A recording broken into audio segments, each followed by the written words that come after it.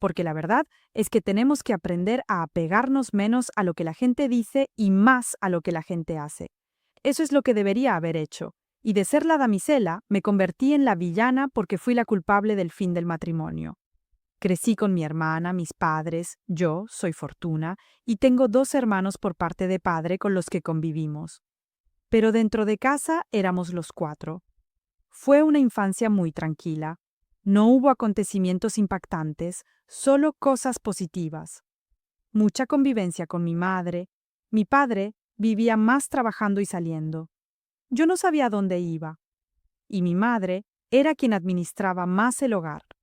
Ella trabajaba, estudió también, y nosotros nos quedábamos solos durante el periodo en que ella trabajaba y solo íbamos a la escuela.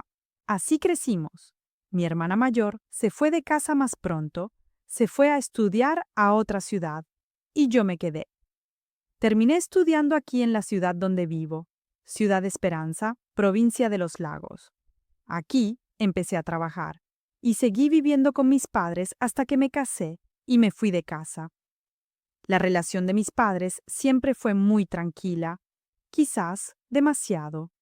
No sé, creo que mi madre no dejaba transparentar las situaciones normales de pareja, así que para nosotros todo era muy sereno. Cuando comencé mi adolescencia estudiando, conocí a los chicos y tuve mis novios. Yo era quien terminaba las relaciones. Prácticamente, en mi adolescencia, tuve solo 2 novios, uno a los 15 y otro a los 17 años.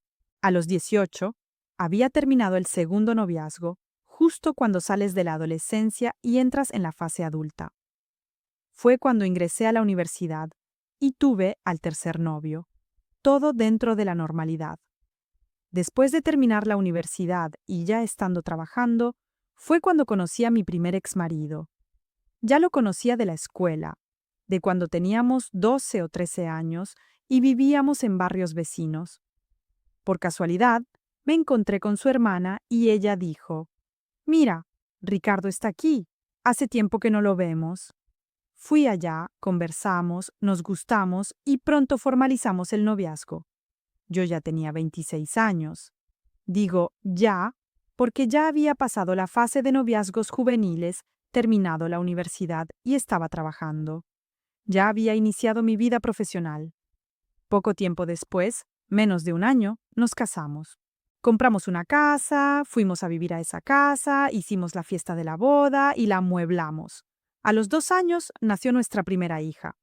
Antes de que naciera, salíamos mucho juntos. Después, con la llegada de una niña en medio de la relación, él empezó a salir solo, y las cosas comenzaron a cambiar. En mi pensamiento, era como si él estuviera muy seguro de que yo no me iría de allí, casada y con sus hijos. Se sintió más seguro y se relajó en relación con nuestro matrimonio. Descubrí una traición, pero ante el contexto, perdoné. Sin embargo, aquel lazo que creía que teníamos se rompió. Continué, y poco después, cuando mi hija estaba por cumplir un año, quedé embarazada de nuevo. La relación ya se había vuelto fría. Él no decía palabrotas, era brusco, hablaba alto, pero no me faltaba el respeto. No hubo peleas físicas ni ofensas verbales. El respeto en la verbalización continuaba. No había malas palabras ni ninguna violencia. Yo no la consideraba violencia psicológica. De hecho, no lo considero, porque la violencia psicológica es algo subjetivo. Así, nuestra relación se fue enfriando.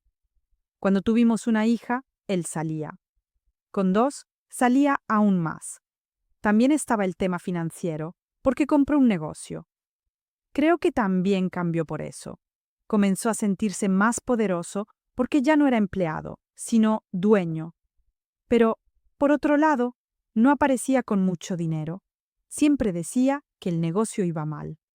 Esto también afectó nuestra relación, pero fue algo que la enfrió, no provocó guerras. Del enfriamiento decidimos separarnos. Para mí, él quería una vida de soltero. Pasaba la semana aquí, pero al llegar el fin de semana me enviaba a los lugares a los que iba. dejándome a mí con nuestras 2 niñas pequeñas. Así que decidimos separarnos. En la separación de mi primer matrimonio, tuvimos una conversación civilizada. Le dije que no aceptaría este tipo de situación, especialmente porque yo me quedaba sola, más específicamente el sábado, con nuestras hijas pequeñas. Él dijo que tampoco iba a cambiar y me preguntó si la solución era separarnos. No lo cuestionó, empacó sus cosas y se fue. Al principio solo teníamos un coche, y él seguía viniendo a buscarnos. Nos llevaba a las niñas y a mí, las dejaba en la guardería para que yo pudiera trabajar y luego nos regresaba. Después nos organizamos, le compré un coche, porque hicimos la división. Fue un divorcio amigable. Ni él me buscó, ni yo lo busqué para intentar una reconciliación. No hubo ningún intento. Unos 2 o 3 meses después, presenté la solicitud de divorcio. Él incluso cuestionó por qué tan rápido. Yo me sentía insegura, sobre todo en relación con la casa.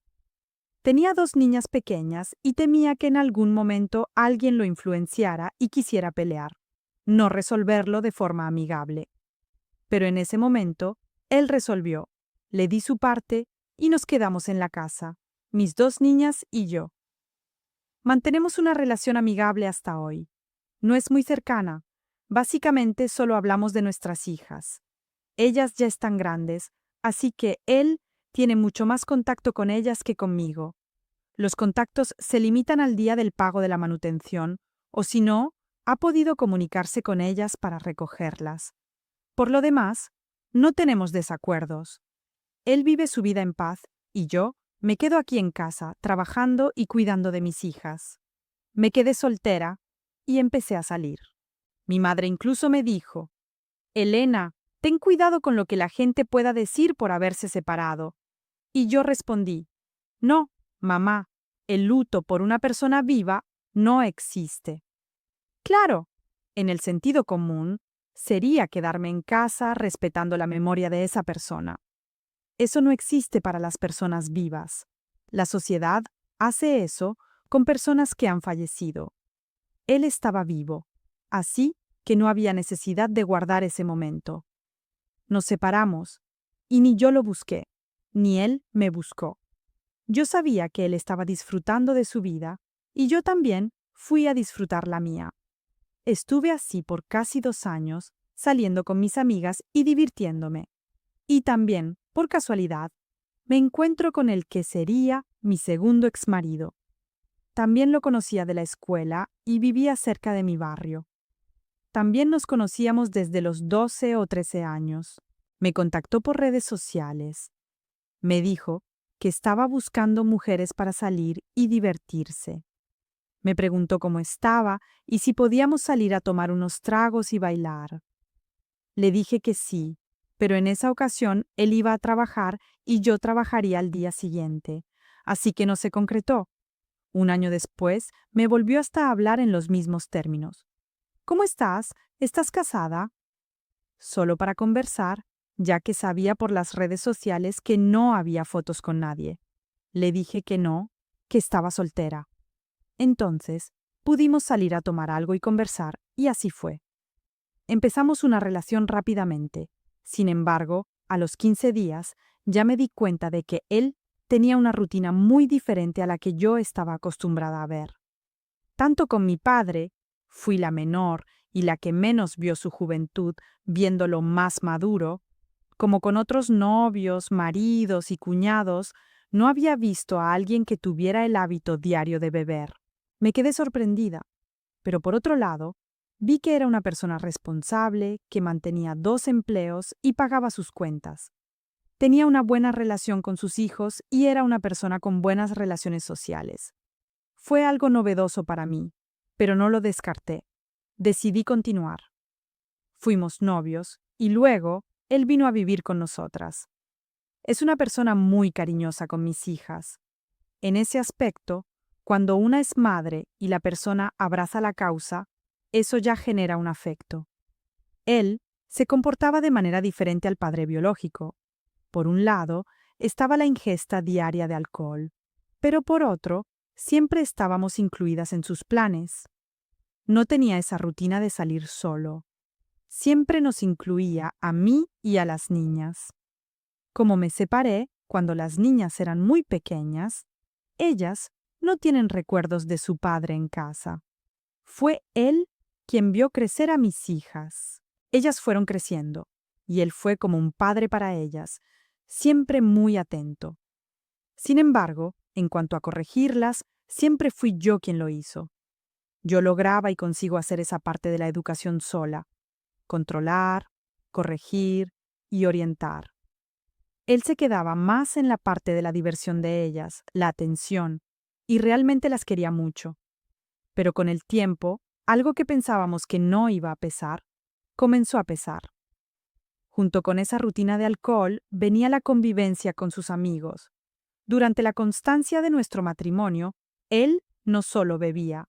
La bebida tenía que ir acompañada de amigos, en un bar o en casa de alguien. Su ausencia comenzó a pesar. La cuestión más fuerte del alcohol era cuando él estaba fuera de casa. Cuando llegaba, ya estaba en el punto de bañarse e irse a dormir.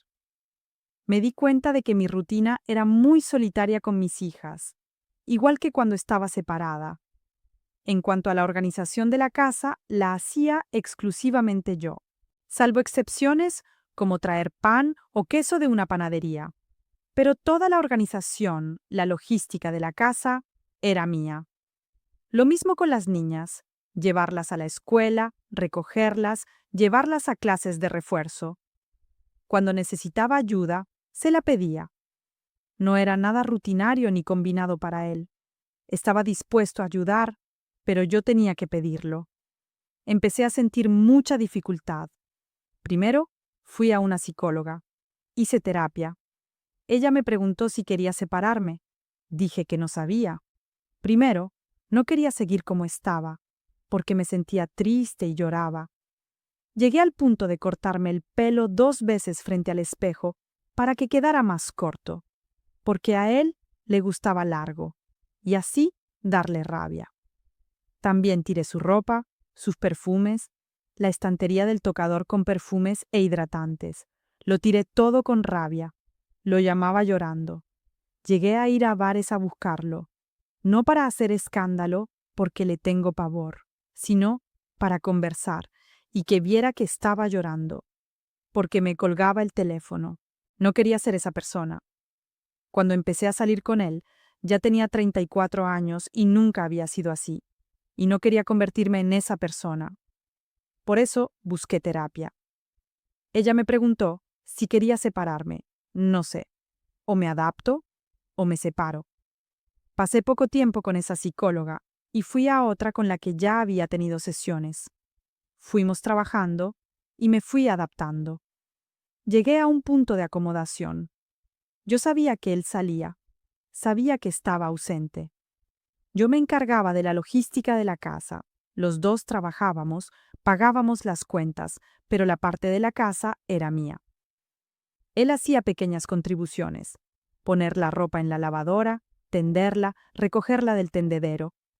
Pero la organización de la casa, los detalles, las compras, pagar las cuentas por la aplicación del banco, hacer la lista, ver lo que faltaba cada mes, toda esa rutina, era conmigo. Conseguí adaptarme en el sentido de seguir con las niñas en nuestra rutina. Yo no sabía a qué hora llegaba. Le pedí que no se quedara hasta tarde. Bebe durante el día. Como trabajaba por turnos, tenía esa posibilidad en sus días libres. Al menos por la noche, estate en casa. Y así se hizo.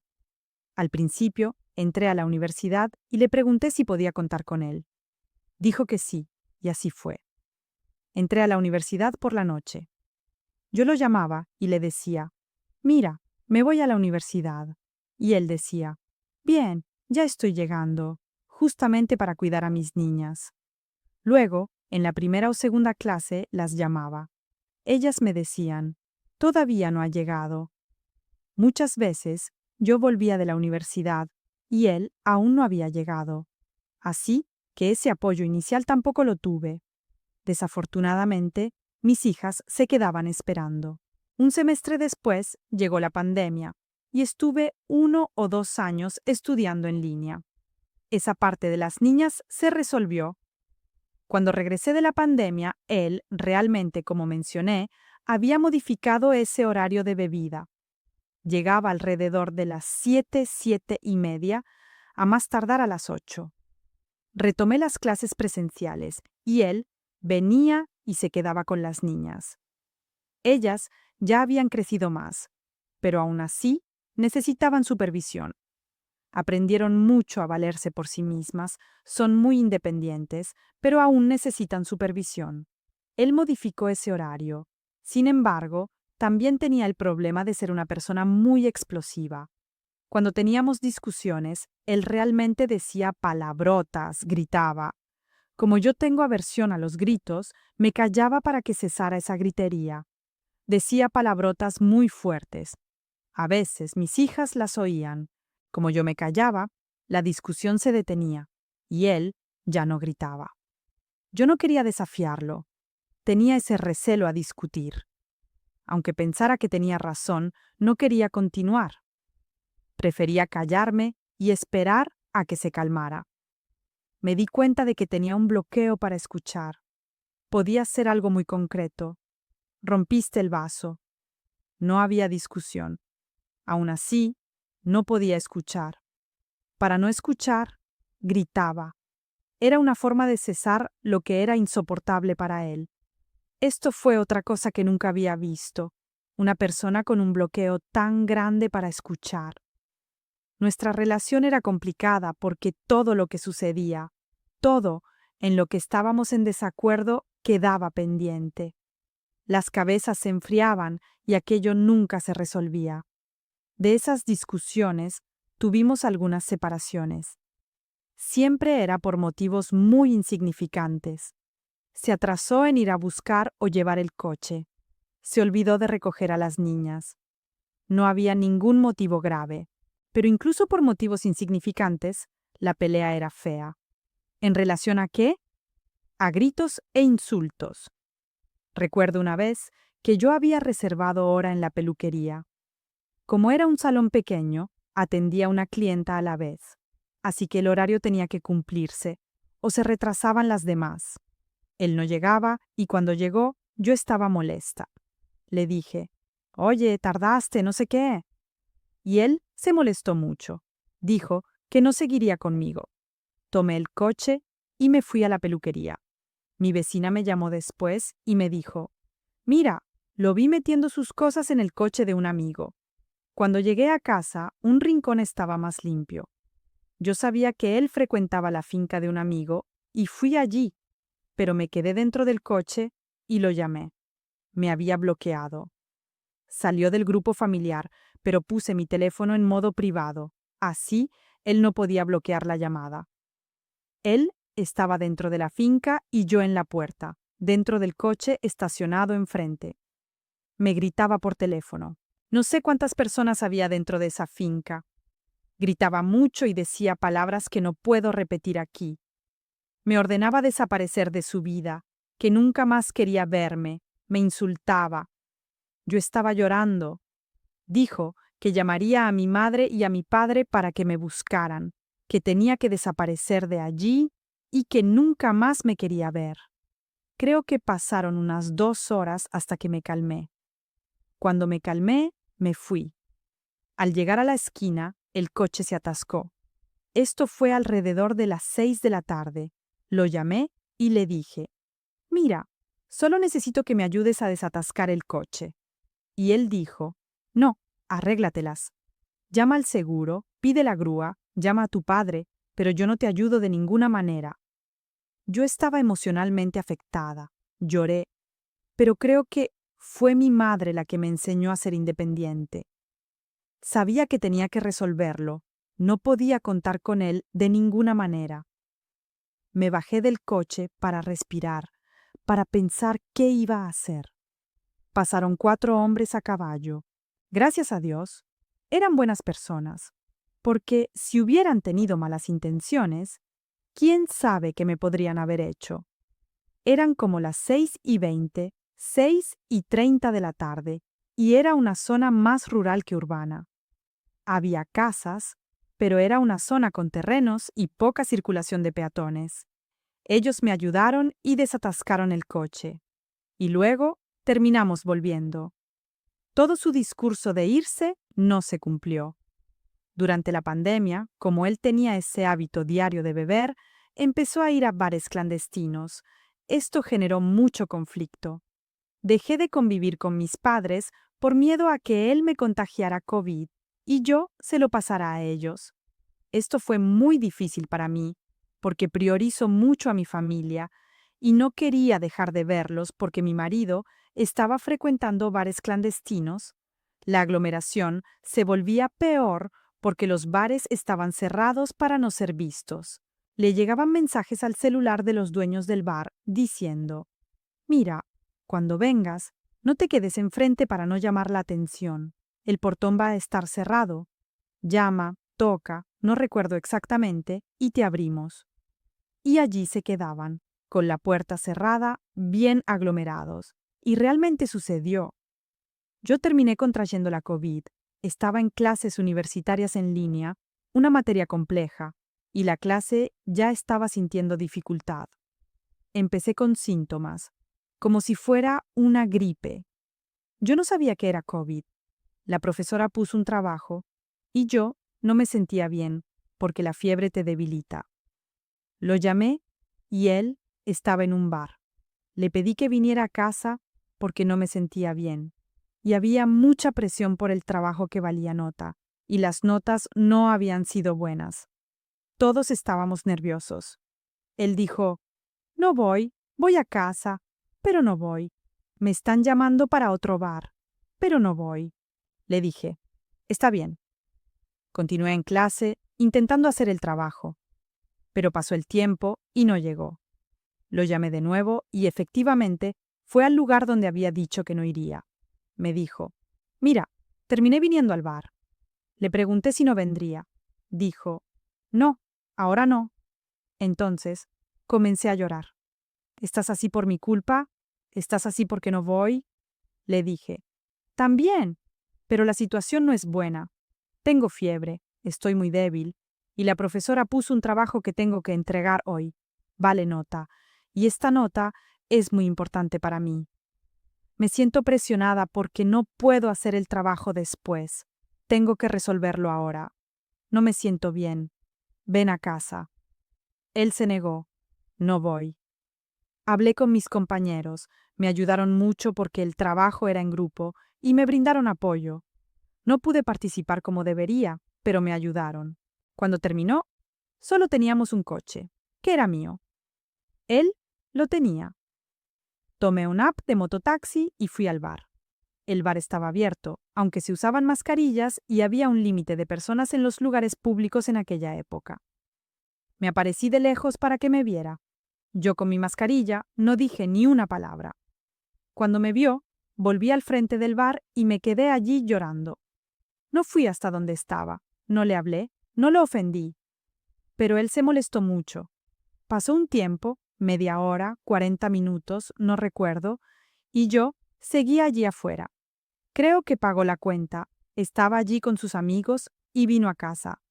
Volvimos en silencio. Al día siguiente, él salió de casa a las 6:30 de la mañana. Yo estaba enferma con las 2 niñas pequeñas y tratando de aislarlas. Pero al menos tenía que alimentarlas. Él no participó. Salió a las 6:30 de la mañana y regresó a las 11:30 de la noche. Ya había bebido mucho, estaba ebrio y llegó solo para dormir. Como estaba muy débil por la fiebre, tomé un medicamento alrededor de las 10 de la mañana. Estuve monitoreando mi temperatura. Cuando bajó, me di una ducha y salí a comprar alimentos que pudieran suplir a mis niñas para que yo pudiera reposar más tiempo. Compré refrescos y pizza congelada, lasaña congelada, galletas, snacks, pastel, todo para pasar menos tiempo en la cocina, porque estaba muy debilitada. Tengo asma, pero gracias a Dios no tuve complicaciones con la COVID. Pero sentí mucho miedo por mi asma. Me quedé con ellas. De todos modos, Tenía que calentar la comida y luego lavar los platos para que no se acumularan. En el intervalo entre una bajada de fiebre, me levantaba para hacer algo, porque luego me sentía muy indispuesta. Solo quería estar acostada. Al tercer día, también comenzó un dolor de cabeza muy fuerte. La fiebre continuó. Sentía un sabor muy amargo en la boca, sin olfato ni gusto, además del dolor de cabeza. Fui al médico. Al día siguiente, él hizo lo mismo. Salió muy temprano. Esta vez, unos amigos vinieron a buscarlo porque iban a un partido de fútbol en un mitin político, ya que estábamos en vísperas de las elecciones. Un amigo suyo era candidato en otra ciudad, no aquí. Sus amigos vinieron a buscarlo para pasar el día en ese partido y celebración. Yo seguí con mis hijas aquí. No pude aislarme porque al menos tenía que calentar lo que había comprado congelado y lavar los platos para que no se acumularan durante 2 o 3 días. El resto no hice nada más. No podía. Él también llegó muy tarde. No cuidó de nadie. No cuidó de las niñas, de quienes decía ser el padre. No se preocupó por cómo estarían si yo estaba tan débil que no podía alimentarlas. Y de mí, ni hablar. Pasaron los días. El lunes fui al médico, me ordenó un examen, pero el resultado salió 4 días después. Cuando salió el resultado, yo ya había mejorado de la COVID y efectivamente dio positivo. Le pedí que se hiciera la prueba y dijo que no lo haría. Pero terminé agendándola. La prueba que dio positivo fue la de sangre, porque la que se hace en la nariz ya no servía, ya que él fue asintomático. Cuando dio positivo más adelante, porque solo se hizo el examen cuando el mío dio positivo, dijo que el miércoles se había sentido un poco débil. Con sueño, tomó una pastilla para el dolor de cabeza y despertó sudado, como si una fiebre hubiera bajado, pero solo me lo dijo en ese momento. Mis síntomas comenzaron el jueves, así que él había tenido esa reacción el miércoles, un día antes. Gracias a Dios, todo salió bien, yo mejoré. Y continuamos. Él en su rutina con sus amigos y yo administrando la casa. Pero con el tiempo empecé a notar que se volvía más brusco, más explosivo, en el sentido de gritar más, de decir más palabrotas. Solo después del fin del matrimonio me di cuenta de que aquello era violencia psicológica. Claro que yo sabía que eran palabrotas. Había pasado 7 años con el padre de mis hijas, sin escuchar ese tipo de palabras, ni con mi padre y mi madre. Yo sabía que me faltaba el respeto. Creo que en esa época no se hablaba mucho de diferenciar los tipos de violencia. Hoy en día se habla mucho de violencia patrimonial, violencia psicológica, violencia física. No existía esa diferenciación. Yo sabía que él me faltaba el respeto y se lo decía, no me respetas. Pero yo seguía en esa dinámica de adaptarme, de intentar continuar, de salvar el matrimonio. Yo siempre buscaba estrategias para que él no llegara a ese punto. Él era rígido y yo era la que se flexibilizaba. Si en una situación determinada él gritaba, entonces yo no debía llegar a esa situación. Tenía todo tipo de estrategias. Sabía que si me quejaba de algo, pasaba 2 días llegando hasta las 11:30 o medianoche, y su ingesta de alcohol era mucho mayor. Él no tenía esa relación de si bebía, se volvía violento. Eso no existía en él. Pero sí tenía la costumbre de desquitarse con la bebida. Llegaba hablando arrastrado, se bañaba y se iba a dormir. No había una conexión directa con la violencia física. La violencia psicológica ocurría en cualquier momento que se tocaban temas que él no quería debatir, que lo contrariaban. Así que no estaba relacionada con la bebida, sino con su personalidad. También me di cuenta de que tenía muchos traumas de la infancia. Tuvo una infancia y adolescencia muy difíciles, pasó por situaciones muy duras. Pero yo le decía, yo no tengo la culpa de eso. Tienes que trabajar en eso, porque terminas lastimando a personas que no tuvieron culpa de lo que pasaste y que ya no vives. Traes mucho el pasado al presente y aquí vivimos otra cosa. Pero como al principio yo ya sabía que él tenía esa rutina de bebida y que priorizaba mucho sus amistades, cualquier cosa que tocara ese tema lo ponía muy nervioso y molesto. Era un tabú aquí, pero había periodos en los que yo no aguantaba. Iba soportando hasta que llegaba el día en que no podía más. Entonces, empecé a montar estrategias.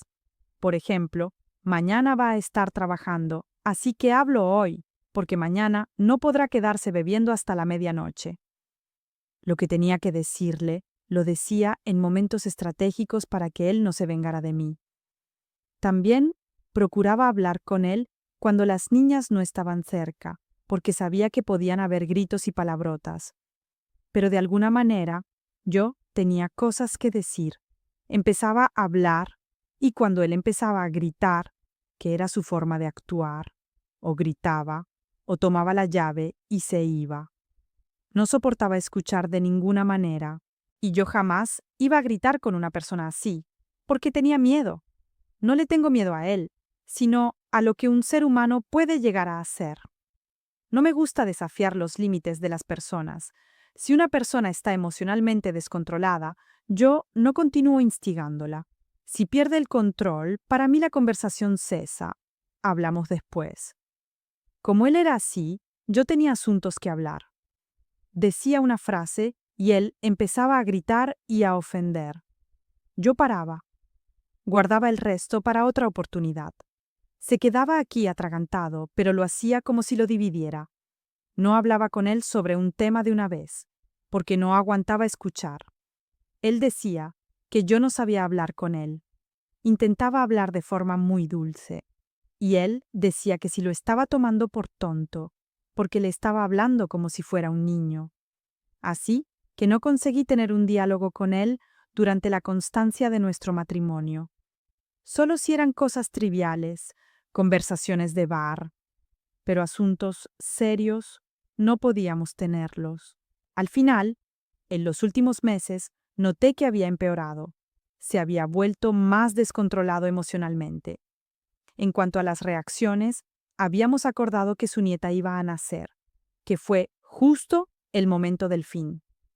Habíamos acordado que no sería aquí, sino en otra ciudad.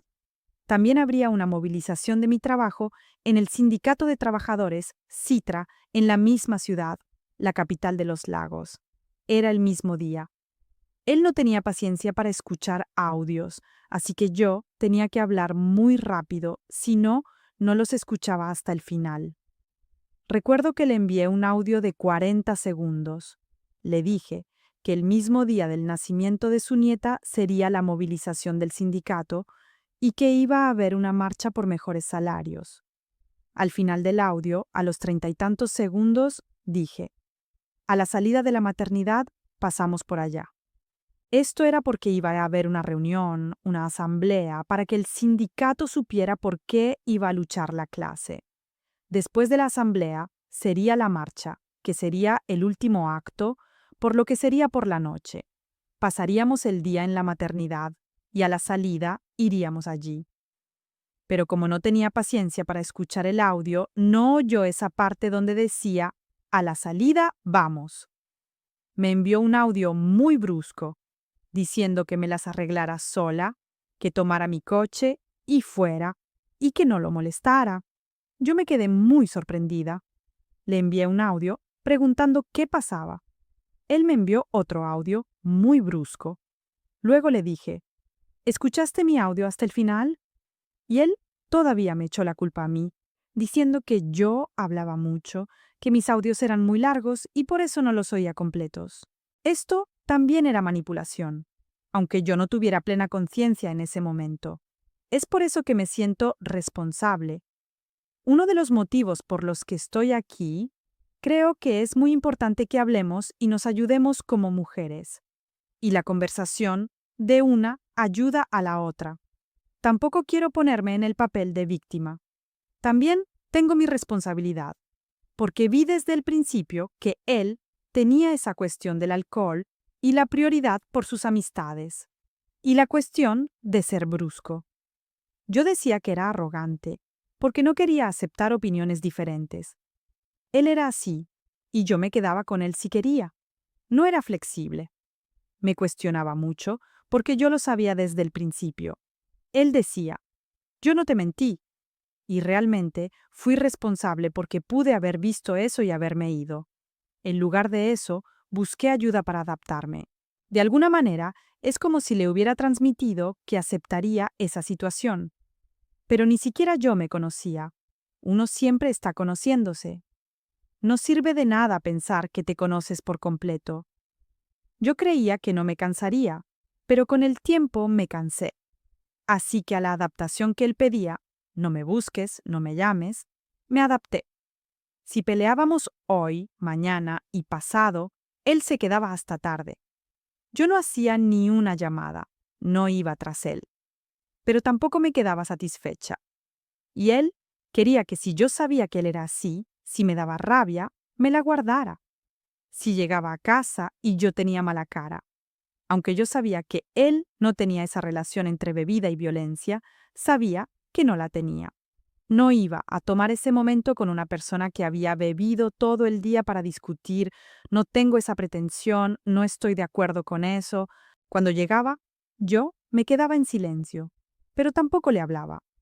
Solo eso ya le molestaba, porque como yo lo conocía de esa manera, se suponía que no debía molestarme. Él se enfadaba porque veía que yo estaba enojada. No era porque yo reaccionara, no era porque yo gritara o peleara con él, no, era porque yo estaba molesta. Lo veía como una persona muy inflexible, muy orgullosa. No sé si su autoestima es muy grande, pero no pensaba en ceder. Ni siquiera escuchaba para que intentáramos estrategias. ¿Qué era lo que me ataba a este hombre que me hizo soportar lo insoportable? Era la cuestión de mis hijas. La ausencia del primero, de alguna manera, marcó. Como no tuve ofensas con mi primer exmarido, la guerra fría es muy difícil, porque no tienes cómo mostrarle a nadie que estás sufriendo. Mi primer exmarido no decía palabrotas, no me ofendía, pero era ausente. Él mató la relación con la frialdad. Y eso fue más difícil. Primero, para entenderlo tú, y segundo, para explicarlo a la gente, para mostrarle a la propia persona que te está haciendo sufrir que aquello te está lastimando. Entonces, cuando llega una persona que no es el padre biológico y abraza a esas hijas, eso trae un gran afecto. Y terminé soportando otras cosas por eso, y porque él se mostraba como si yo fuera la persona que más había amado en la vida, que me amaría para siempre, y que yo era una persona diferente, algo por lo que también me responsabilizo, porque pude haber comparado más las palabras con las actitudes. En ciertos momentos hasta lo cuestioné. ¿Por qué dices que me amas tanto y me haces sufrir? Él respondía, no hago nada. Mi segundo exmarido, el de la rutina de beber y tener amigos, realmente pasaba el día bebiendo. Si no estábamos peleados, llegaba en paz y se iba a dormir. ¿Qué mal te hice? No hice nada. ¿Por qué estás enojada? Algo que no es declarado es difícil de rebatir. Me tomó tiempo conseguir hablar sobre esto con él. Yo le decía, mira, pagué las cuentas, cumplí mi horario de trabajo, llegué aquí en paz, callada. ¿Qué demonios quieres? ¿De qué te quejas? Hasta que entendí que no es solo el enfrentamiento, no es solo la pelea. La omisión también hace sufrir. En cuanto a los fines de semana o paseos, él llevaba a las niñas, siempre estábamos incluidas. Pero el día a día, aquí, era de ausencia. Esto era parte de si peleábamos o si había violencia psicológica. Y esta ausencia era algo que él simplemente no aceptaba. No era culpa suya de ninguna manera. Él no hacía nada. Justamente yo le decía, pues sí, no haces nada, no estás. ¿Cómo vas a hacer algo si no estás? Intentaba buscar estrategias para mostrarle, de manera civilizada y racional, que aquello nos perjudicaba, que perjudicaba el matrimonio. Todo para que él no estallara, gritara u ofendiera. Yo le decía, mira, Pasas más tiempo con tus amigos que conmigo. Como él vivía conmigo, dormía todos los días en casa, solo no cuando yo estaba de turno. Yo le dije, dormir no cuenta. Mira el tiempo que pasas con tus amigos despierto. Cuando estás con tus amigos, estás despierto. ¿Cuánto tiempo pasas conmigo despierto? Mira que pasas mucho menos tiempo conmigo. Y hablar de sus amigos también era un problema. Se molestaba demasiado. Me decía, nunca hables de mis amigos. Y yo hasta veía a sus amigos hablando de mí. Y él no decía, nunca hables de Elena. La defensa era solo para ellos. Volviendo al día del fin. Me envió esos mensajes bruscos, que era el día en que iba a nacer su nieta y el día de la asamblea y la marcha del Citra de mi trabajo. Me dijo que me las arreglara, que no iba a estropear su día. Le dije, ¿viste el final del audio? Dije que a la salida, para no molestarte. Y él había quedado con una pareja para ir a un bar. Pero ese día yo no estaba dispuesta a pasar por alto esa brusquedad suya, a ignorarla. Ese día yo quería que él pidiera disculpas, porque él nunca pedía disculpas. Enfriábamos la cabeza, pasábamos unos días raros. Él saliendo, y luego volvíamos a hablar y lo que había pasado quedaba atrás. Pero ese día quise hacer que me pidiera disculpas, sobre todo porque él decía que no había sido brusco conmigo, y ese día el audio estaba grabado. Nosotras, que vivimos una relación así, nos quedamos mucho con eso de que la pareja diga, no, yo no lo hice, no hablé de esa manera, y nos quedamos sin tener cómo probarlo. Aunque sabemos en nuestro interior que fue así, la otra persona habla con tanta firmeza que a veces nos quedamos desarmadas. Ese día, el audio estaba grabado. Entonces, le empecé a pasar el audio a algunas amigas, preguntándoles si realmente había sido brusco o si yo me había hecho una idea equivocada. Y ellas, no, de verdad, ¿cómo fue de brusco? Elena habló de una forma muy desproporcionada. Aquello me dio seguridad, porque él me hacía sentir insegura. Y le dije, no, de verdad hablaste, fuiste brusco, yo no iba a molestarte.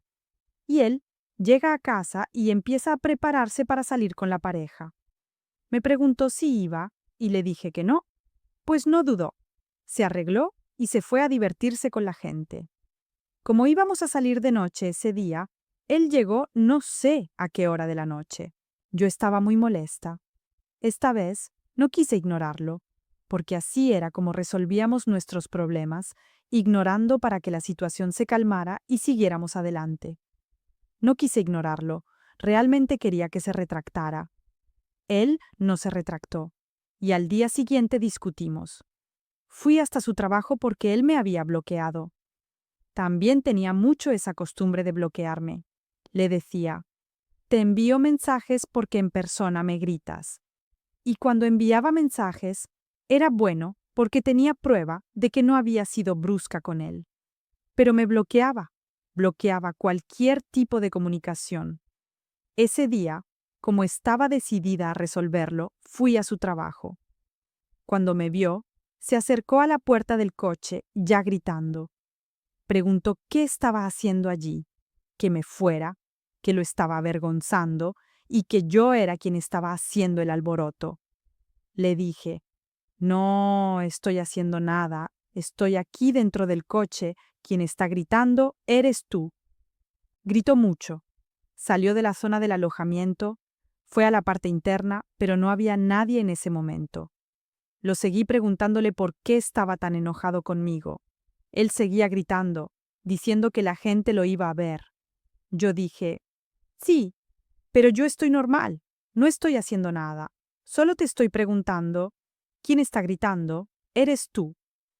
Hizo un video y se lo envió a mi madre. En ese video yo estaba callada, tal como estoy conversando ahora. Y él le decía a mi hermana, miren lo que está haciendo aquí en mi trabajo. Vino a avergonzarme, no sé qué. Apagué el teléfono porque sabía que mi madre me llamaría. Luego dijo que iba a recoger sus cosas y así lo hizo. Vino, recogió sus cosas y se fue. ¿Y la persona? ¿Qué significaba yo para él? Yo lo era todo, el amor de su vida. Yo era el amor de su vida, no su vida. No era lo que él decía. Siempre me dijo que yo había sido la persona súper mega especial. Esto también es algo por lo que me responsabilizo. Tenemos que aprender a apegarnos menos a lo que la gente dice y más a lo que la gente hace. Eso es lo que debí haber hecho. Y de ser la damisela, me convertí en la villana porque fui la culpable del fin del matrimonio. Hice que pasara vergüenza en el trabajo. No sé de qué, mi sola presencia ya lo avergonzaba. Yo ya había ido varias veces a su trabajo. Incluso me culpó de beber. Dijo que bebía mucho porque estaba conmigo, que gastaba mucho porque estaba conmigo. Así, la última violencia psicológica que sufrí fue ya separada, al acusarme incluso de sus propios errores. Es cuando vemos ese machismo tan evidente y lo ignoramos. Yo soy responsable por eso, porque realmente fingí.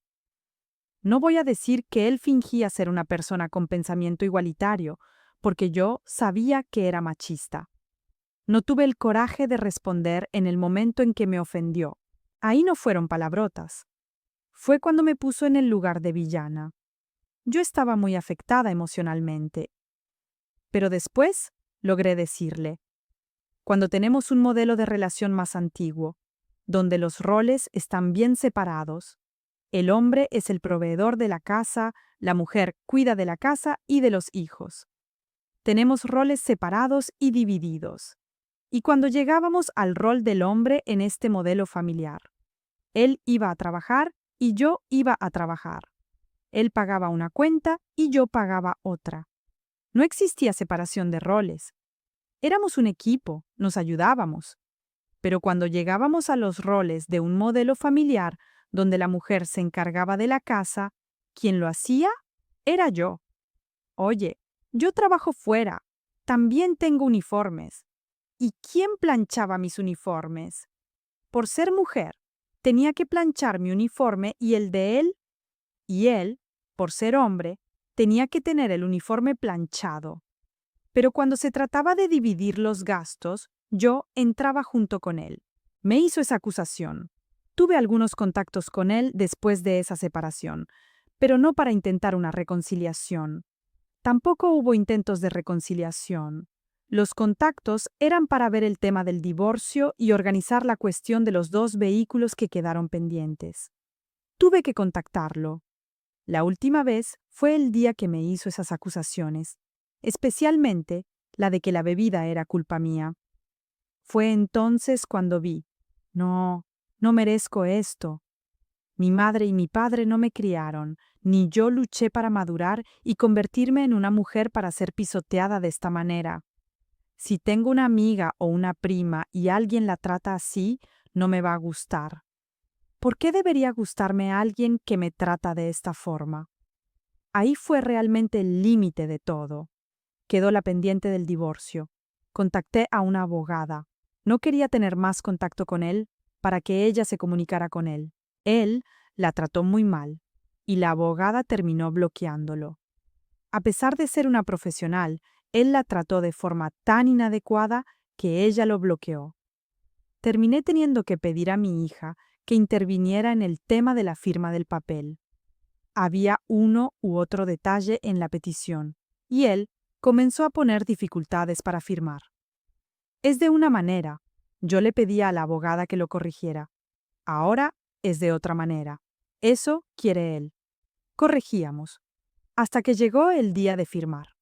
En el lugar, que fue su trabajo, donde él decidió sacar sus cosas, me llamó para que fuera a firmar el documento. E incluso puso en el mensaje el lugar de la despedida, en un tono de burla. Yo no fui. Envié un app de mototaxi para que firmara. No quería tener más contacto con él. No volví a tenerlo, pero mi presencia allí ya no era vergonzosa. Mi presencia fue vergonzosa cuando le convenía ponerme como la culpable. Me ponía como culpable en los momentos convenientes para él, justamente para no parecer culpable de nada. Y así firmó y no tenemos más contacto, se acabó. Fui viviendo mi vida poco a poco.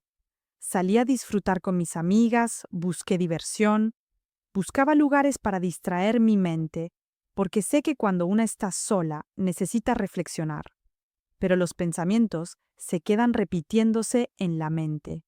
Yo no quería eso para mí. Busqué actividades, busqué trabajar, estar más tiempo en mi trabajo con otras personas, conversando de otros temas. También buscaba gente para salir, tomar algo, charlar, para poder absorber esa situación y acostumbrarme.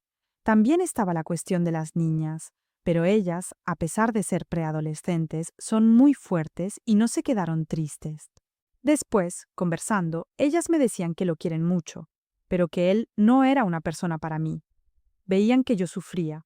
Ellas no usan el término relación tóxica, pero lo dicen con sus propias palabras. Mamá, ustedes peleaban mucho, llorabas mucho, sufrías mucho. Eso también me fortaleció. El apoyo de ellas, que tuvieran esa conciencia, esa madurez. Como yo era insegura porque él me echaba la culpa, tener a mis hijas diciéndome, no, mamá, nosotras veíamos cómo él te hacía. Es mejor que estés así. Mira qué bien estás ahora. Lo queremos mucho, pero estás mucho mejor así. Esto me fue fortaleciendo. Una se pone triste. No hay forma de no estar triste. Pero yo no era de entregarme a la tristeza. Estoy triste. ¿Qué puedo hacer para salir de esta tristeza? ¿Qué puedo hacer para mejorar, para superarlo? Red de apoyo, amigos, familia. Aunque no hablé mucho con mi madre sobre esto, estar cerca de ella, convivir con ella, hablar de otras cosas, sentirme amada por ella me fortalece. Me confirma que mi vida va mucho más allá de una relación amorosa. En ese momento estaba pasando por ese problema, pero tenía muchas otras cosas de las que podía abastecerme y fortalecerme. Y así lo hice. También tengo a mis animales, que son un punto de apoyo muy importante para mí. En ese momento, busqué intensificar la convivencia con lo que me hacía bien, para desenfocarme de lo que me hacía mal, de ese sentimiento, de esos pensamientos repetitivos, mientras me acostumbraba a la nueva rutina, a la nueva constitución de ser madre soltera con 2 hijas. Luego, conocí a otra persona a quien también conocía de antes, del barrio. Nuestro barrio, aunque hoy no, antes se jugaba mucho en la calle. Yo conocía mucha gente de mi infancia que vivía cerca. También lo conocía. Nos encontramos, él divorciado, yo separada, y empezamos a salir. Ahora soy su novia. Mis hijas también son una cuestión muy importante. No tienen la misma convivencia que tenían con el otro. También por el tiempo, ya que llevo poco tiempo con él. Van a hacer 1 año que somos novios y no vive conmigo. La convivencia no es intensa, pero ellas me apoyan mucho. Ellas empezaron a abrirme los ojos y a decirme, mira mamá, qué diferente es tu relación, qué mucho mejor es con él. Queriendo decir en términos técnicos que hoy tengo una relación saludable y antes tenía una relación tóxica.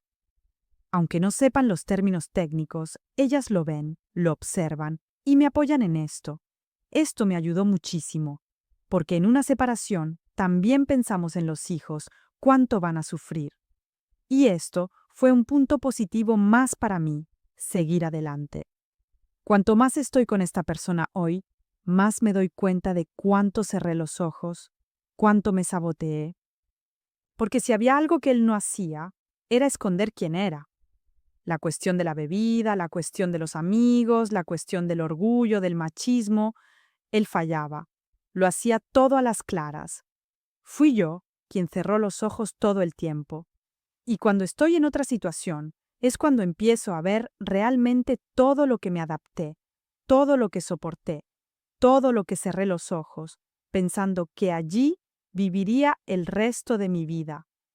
Hoy, mi pensamiento al respecto es diferente. Maduré y tuve la oportunidad de conocerme aún más. Creía que me conocía, pero todavía había partes que no. Y me di cuenta de que realmente siempre nos estamos conociendo. Hoy vivo en esta relación saludable.